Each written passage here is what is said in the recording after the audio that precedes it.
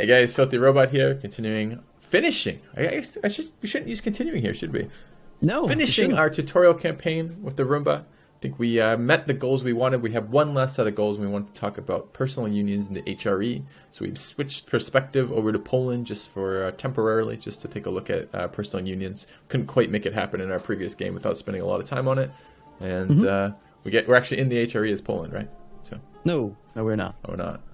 We're not a member of the HRE, but we wanted to talk about the HRE, and we were trying to decide, okay, if we're going to talk about personal unions, we really need to be the tag Poland, because we can get a guaranteed personal union really easily. But we would have to tag switch mid-video if we ended up covering both topics. So just decided that, Great Britain is done, and we're going to be Poland now. But they're not part of the HRE. To become part of the HRE, it is possible with Poland. I believe you have to have under 100 development in order to actually be allowed to do it. All you have to do is somehow conquer some land that's in the HRE and then move your capital into the... If your capital is part of the HRE's territory, then you are prince automatically. I think you can't move it manually. I think you do have to ask the emperor for admittance if you're external to the empire. So... we're going to let the game just kind of run in the background. We're going to take a few alliances and stuff here. Sure, we'll ally Brandenburg. Let's ally Lithuania. Good idea. I guess I could send a diplomat to Lithuania too. Improve relations. Yeah, improve relations with them. We'll take a royal marriage with them. Poland starts off with a union over nobody, but they have two vassals. One of them is a march. We talked about that in one of the last episodes. So Moldavia in the southeast is a march. They're their bastion against the Ottomans. And then they also have a vassal called Mazovia, which, I don't remember. There's either an event or a decision or something that causes you to instantly annex them, or maybe it's when you annex them, you can move your capital to is it Wisna? I think no, not Wisna. It's the higher development in Warsaw. So yeah, let's talk about the HRE while we wait for the union to pop up with the Lithuanian peoples. Okay. So let's go to the Imperial map mode, if you don't mind. Sure. Under political, it's not one of the ones that I've keybound because you don't use it too often. We talked about this at one point, but you were still fairly new, and we didn't really go into too much detail. But looking at this, and you've also had a Not Bohemian, it was a Brandenburgian campaign, I think? Yeah, I'm in the process of playing a Brandenburgian campaign. Yep. Okay, so Brandenburg starts off the game in 1444 as an elector. So there are 7 electors by default. They each get a vote. If by some chance there's a tie in the vote, then the existing emperor always wins. The emperor himself, of course, gets a vote. So... what is it about the HRE that you would like to know? Because I'm trying to decide where do we talk about? What do we talk about? So fundamentally, we need to know about interacting with the HRE. So there is something to do with the joint defense and the taking of land in the HRE. So maybe diplomatic stuff that is related to the HRE, and then stuff the HRE can do would be useful. Okay. Oh, we got a personal union with Lithuania. That was that quick, huh? Yep. There goes the year, huh? So yeah, the event just says, hey, what, we get them? It says Poland forms a personal union with Lithuania under somebody. The event effective monarchy in Poland happens. Elective monarchy, excuse me. We're taking it. Yep, and there's another decision which says you don't take it, right? Yeah. Yeah, that's the decision we talked about before, where there's a 25% AI factor that they'll just say, nah, we don't want Lithuania, which is what they did in our other one. So I guess since this has already happened, let's just talk about this first, then we'll talk about the HRE. Yep, sounds good. How does a PU differ from vassalage or client states or colonial nations, trade companies, marches? Personal union is still an independent tag. They have their own... they actually share your ruler. So one thing you'll notice is that unlike a vassal who has their own ruler, we are King Kazimierz Jagiellon. And if you right-click on Lithuania, it says Poland's ruler. So they generate monarch points for themselves based off of our ruler. We rule both nations. Okay. I see they don't pay us any income. No, they don't pay taxes like a regular vassal would.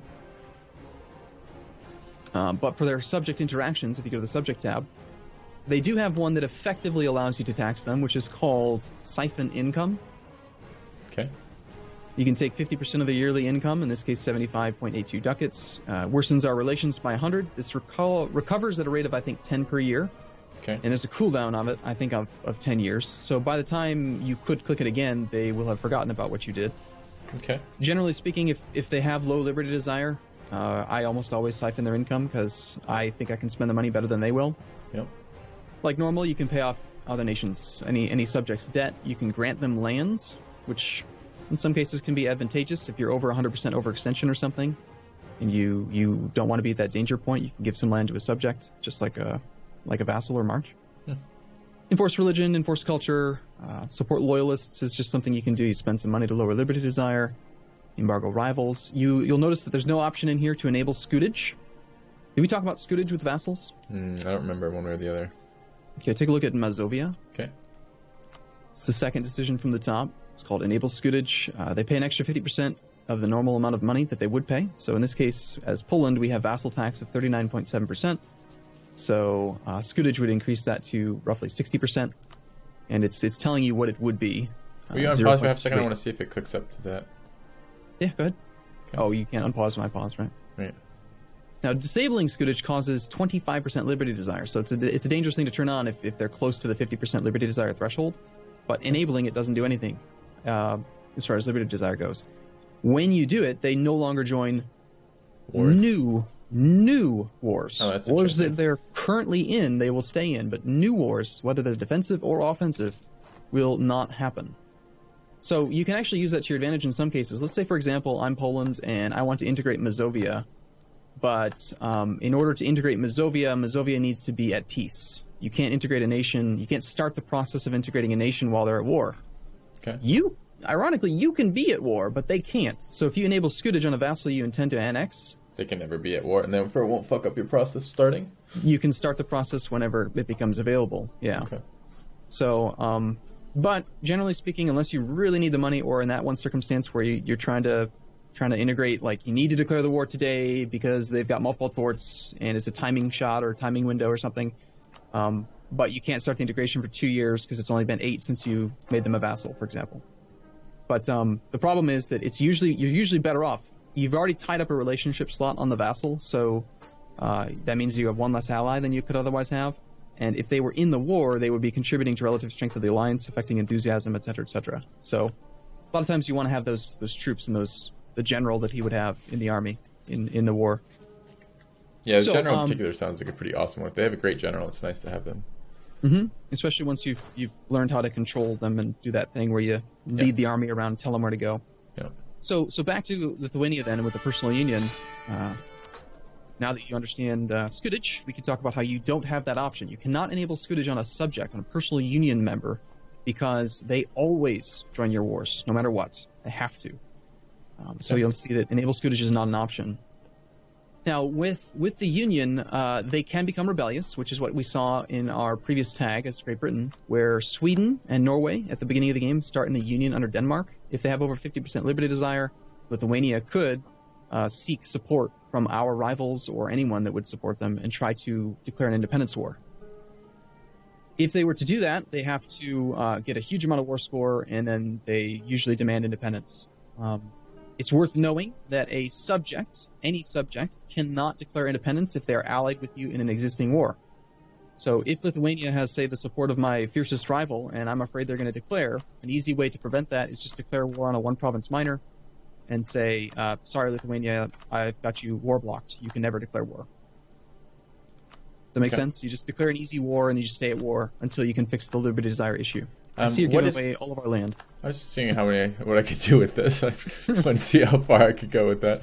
So one of the questions around that. So how do if I am fighting a guy who has a personal union, let's say we're fighting Denmark, and I want to break Sweden off of them, how do I increase their desire to have the rebellion or leaving desire, whatever it was called exactly, the independence desire? Yeah. Liberty desire is what determines their whether or not they're going to demand independence or want independence. The threshold's 50. If you can get their liberty desire above 50, then they will want independence always. So how do you raise liberty desire? Go back to the subjects tab, and let's just take a look at what causes liberty desire for our subject. We can use that as a relative template. Power gives them plus. Okay, Historical so relative friends. power to Poland. So example being, if you wanted to make Sweden declare war on Denmark, declare war on Denmark and annihilate all of Denmark's troops. Okay. That But then will we're going to make be fighting relative Sweden power. anyways at that point, right? Because Sweden's going to get called in when we declare war on Denmark. And if I was This trying is, yep, that's true. If you could somehow engineer it so that you kill all of Denmark's troops while leaving Sweden's troops alone, and then peace out Denmark, then Sweden's probably going to try to break free because they'll have a huge army while Denmark has none. personal friends, unions you get can't called do into both. defensive things, though, right? Like not just offensive. It's all wars that they get. Yes, yeah, okay. and just like all subjects outside of protectorates, subjects have no choice. Yeah. Even if they're rebellious, if I declare war on somebody, a rebellious vassal is still going to get pulled into the war, unless they are a scutage vassal. Okay. And also, it's worth stating you can't enable scutage on a march, because they don't pay taxes anyway. Okay. So marches have to join wars no matter what. Okay. What else affects liberty desire? We've got opinion. So, What's this historical friends crap? Is that just certain countries are going to have that modifier and certain ones aren't? tag specific. In this Yeah. case, it's something to try to simulate history appropriately, saying that like there's only a few instances of it. I think Poland and Lithuania have it. Castile and Portugal have it, so that Castile just doesn't turn around and kill Portugal. That kind of thing. Mm-hmm. But so you're not going to see that too often. Opinion and trust, you can't directly affect opinion. I think at one point there was a way you could like lower opinion of other nations, but then they changed spy network stuff, and now it's sabotage reputation affects diplomatic reputation. It doesn't affect their opinion. But So you diplomatic can't make, reputation does have looks like a very small impact here. I believe it's like up to 5% per diplomatic reputation. So you could potentially raise liberty desire by like 10 to 15% if you sabotage reputation. Okay. And late game, if you actually get all the way up to agitate for liberty, that's like a straight up plus 25% liberty desire. Got it. Yeah, but that was like tech 1 billion. Beyond that, you could support rebels. Let's say, for example, I don't know how, but if Denmark has Swedish rebels, for example, and they want independence for Sweden, you could support Denmark's rebels when they fire. If they succeed in transferring land to Sweden, then you would see that row. It says events, province defections, and provinces developed by Overlord. Yeah. That would end up going positive because they had gained land via province defection. Okay. That would make them want to become free. So pretty limited though. Sounds like option wise to break up personal unions. Yeah, outside of that, there is one other thing you can do, which is to trash the Overlord's prestige. If they have negative prestige, there is a chance they can lose the Union on monarch death. Really? Yes. Where does When it you say hover that? over, right-click on Poland, on our nation. Okay.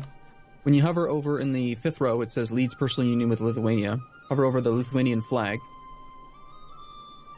It says, there's a couple things we need to talk about. It says, chance of Poland inheriting Lithuania is 0%, not possible to inherit unless the union has been stable for 50 years. There's two different things you can do. Number one, after you've had a personal union for 50 years, you are allowed to integrate them the same as you would integrate a regular vassal, which only take 10 years. The amount of time it takes is dependent on the development of the subject. So the bigger the subject, the longer it will take, the more diplo points it'll take. It's 8 development per diplo. Sorry, 8 diplo per development. However, if you have a huge advantage in development relative to the subject, then, and again, we can't actually see the number because it hasn't been 50 years, this tooltip will change and it'll say there's like a 6% chance of inheriting Lithuania. And what that means is that every time your ruler dies, there's a 6% chance that you will inherit the subject.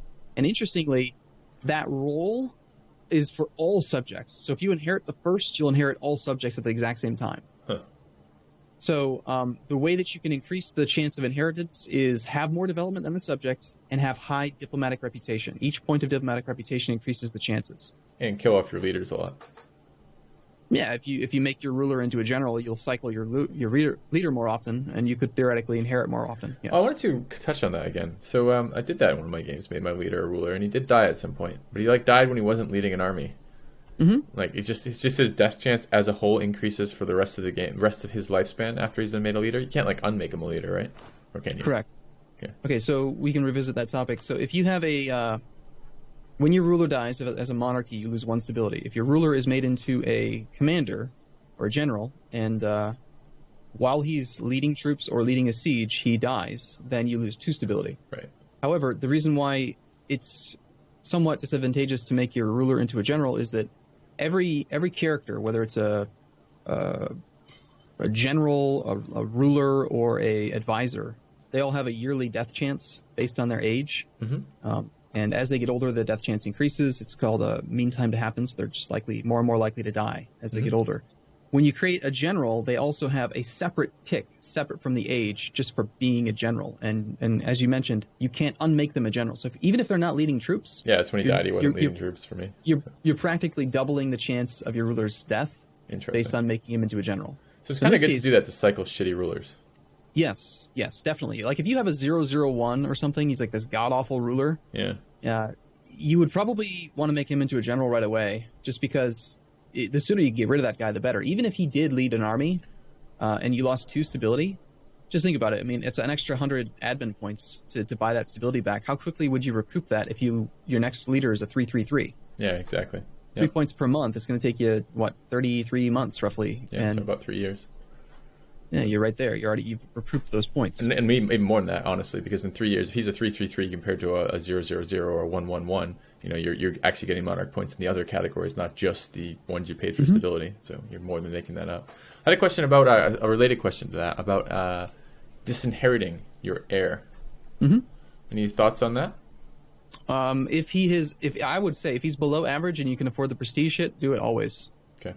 If you got like a 222 heir, anything below average, anything under 9 points, I would probably disinherit. Okay. I think the cost is 20 prestige. No, I think it was I want to say it was 100. It's not 100. I know that for sure. I think it might be 50. It's 50. Where do we see that? So if I'm looking over our heir, you can't see it as Poland because we've got a special government type. Oh, okay. We don't have the same type of There was succession. a play as Lithuania or something. Isn't there like a play as one of your vassals option? Where's that? That's when you release a vassal. Remember when we released Galicia? Oh, yeah, that's right. That's Spain. Yep. Okay, so anything else about PUs that you want to talk about? I mentioned briefly the whole negative prestige thing affecting whether or not the union breaks. I don't see anything in the tooltip here when we hover over it. Good, I love hidden modifiers. I don't know. My information could actually be dated here. But it used to be that the criteria for a union breaking would be that the overlord has to have negative prestige, and then on a monarch death, the union would just end. They would just spawn their own ruler, and they would just be free instantly, just like that. So I don't know 100%. We probably need to check the wiki to confirm, but that's what comes to mind. If you play as a PU or as a vassal, are there any ways that you can increase your chances of getting out of that? I mean, I suppose if you're controlling your forces and you get called into war, you can not help your overlord. Okay. Oh yeah. Great example. Again, let's say we're playing Sweden. Yeah. Norway starts off very loyal because they're much weaker than both Denmark and Sweden. Okay. Let's say you start your game in 1444 Sweden. Denmark declares a war on somebody. You don't help at all. They lose a whole bunch of men. Denmark ends up with a very, very small army, and all of a sudden Norway has more liberty desire because of the relative strength. Then you ally Norway. 2 rebellious subjects can ally each other. Oh, I didn't know that. Interesting. And then once you've allied Norway, they will factor in your regiments as relative strength of the alliance as well. So if you can obtain that initial alliance, now Norway's going to never want to break the alliance because relative strength is going to be much, much higher now. Yeah. Beyond that, you can do things like improve relations with your overlord's rivals, who are more likely to want to support your independence because they want to see their rival get weaker. Okay. How do you support independence? You have to be asked for that? Or no, it's an option. Like you can send out a diplomatic support independence somewhere? Where is that under? Just scrolling through these. Just right click on Sweden. It's in the top area, Alliance Actions, third one from the top. Support independence. Oh, there it is. Okay. Got it. Poland cannot reach Denmark. Loyal attitude towards Denmark. So right now, Sweden is loyal, which means he's got less than 50 liberty desire. So he doesn't want to break free. He'll only ever ask for independence if he's above 50% liberty desire. Got it. So yeah, it was funny. You said, there's no way we can handle both these topics in one episode, but we haven't barely even talked about the HRE, and it's already been almost 20 minutes. Yeah, but there's not a lot much. I mean, we could certainly do another episode if we wanted to, but I don't think there's more than about 5 minutes talking about the HRE. Do you? No, not really. One thing we could do is, depending on what we end up doing in our next campaign, which I think it's important to mention that we are not stopping. Like, we're going to keep playing. We're starting fresh. We've had a falling out.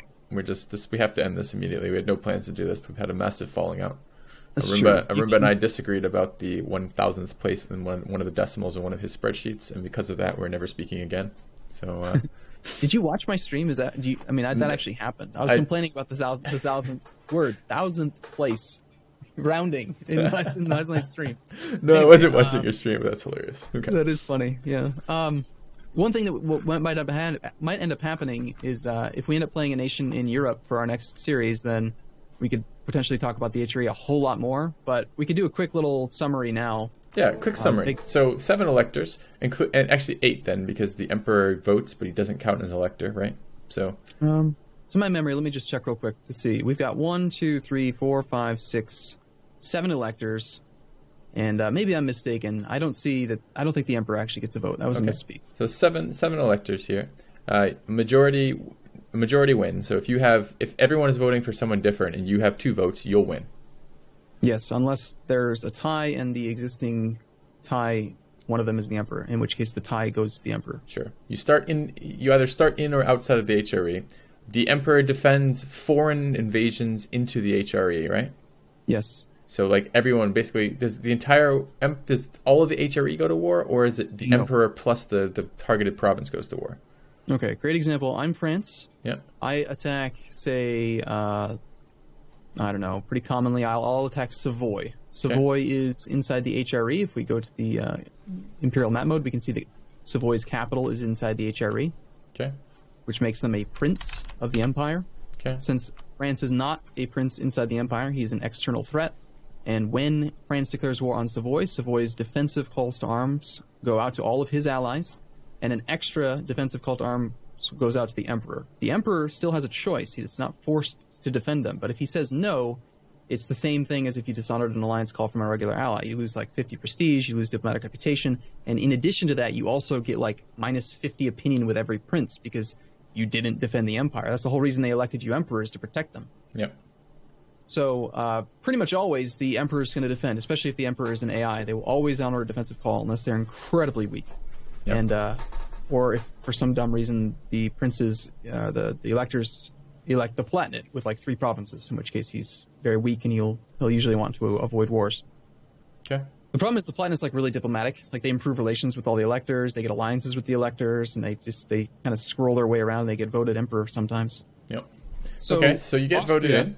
Gets to join defensively, and then from there, France has to fight a pretty big enemy in addition to Savoy's allies.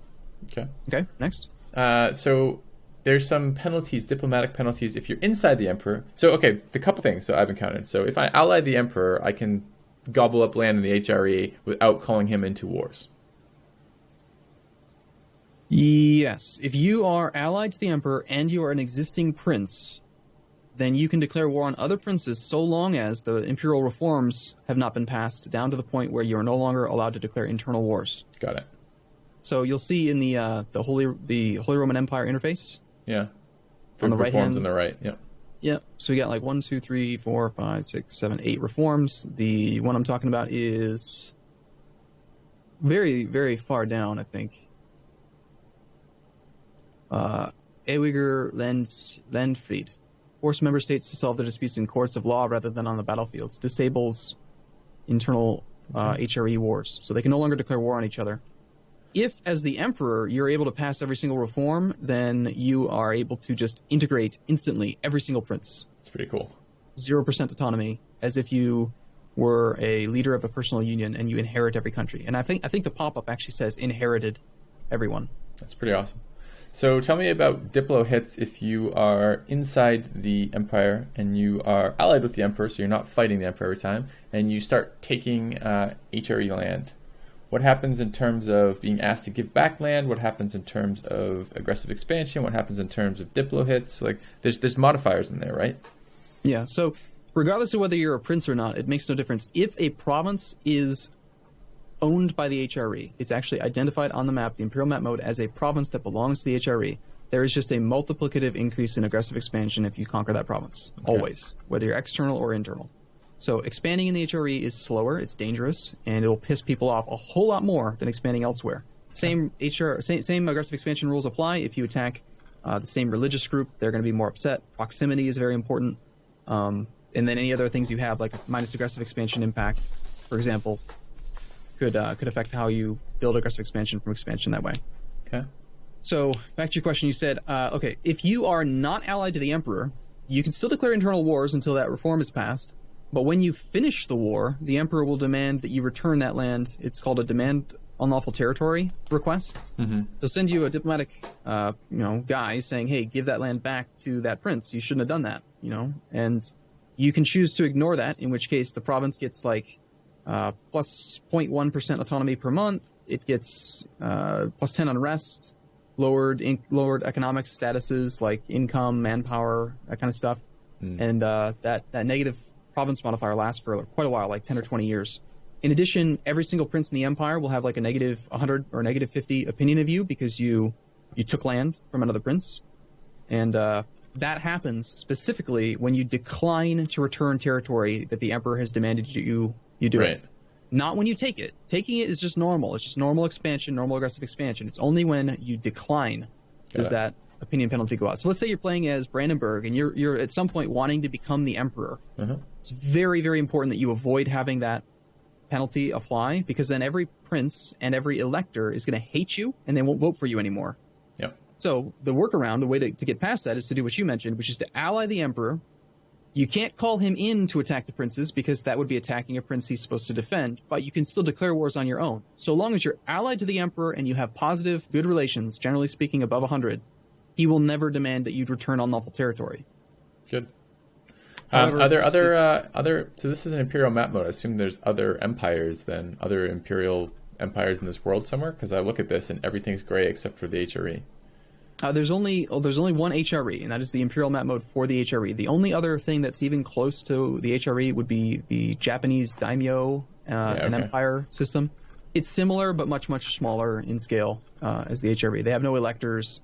They don't have free cities, which we haven't talked about. It's just basically one province miners that are a special government type that make extra money and provide tax income to the emperor.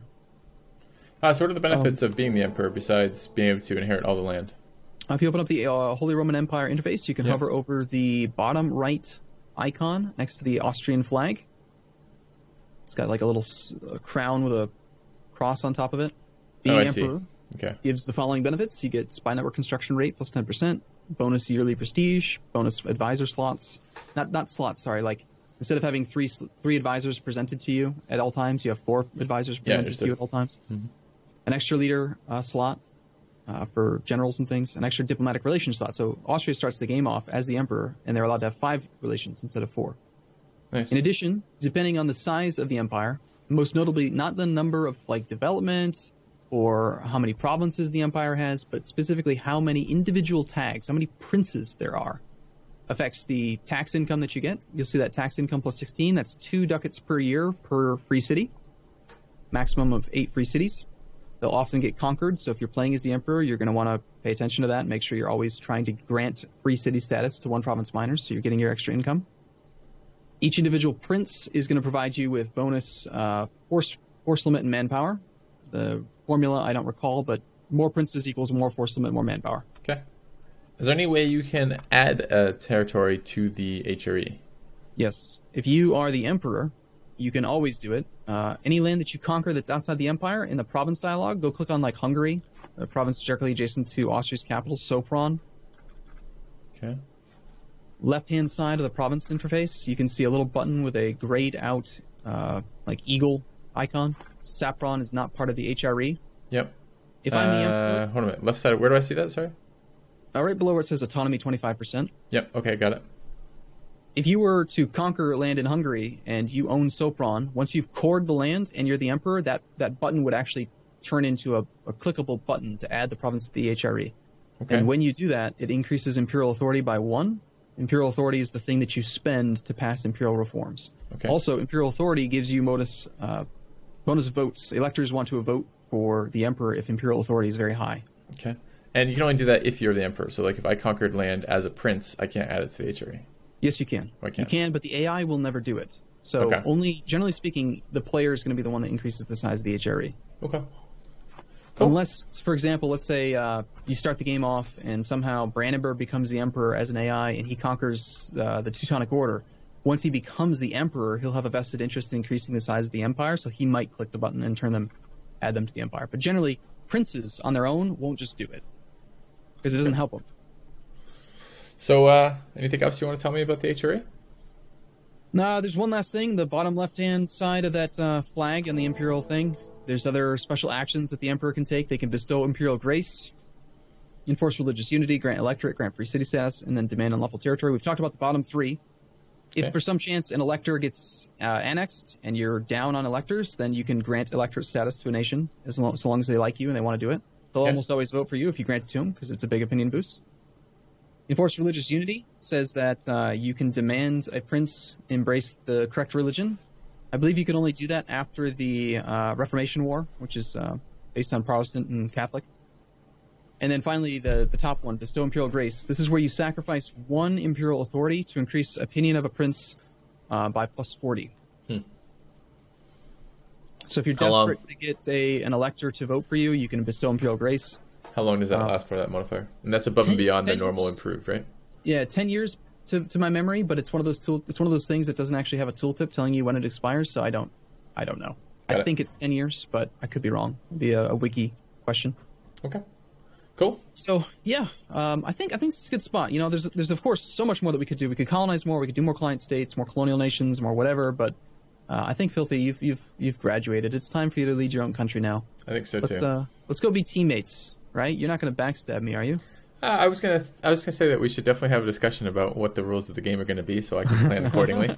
So there's some subtext there. We'll start off as allies, and then I'm going to backstab you. that's what I want to know ahead of time. If that's part of the rule set, then I need to be prepared for that. If you say we're going to do a campaign as friends before we do a campaign where we're competitive, then I'm not going to backstab you. I promise. But well, as I said, we'll talk about the rules when we don't want to do that this episode. We'll do that at the start of our next episode, right?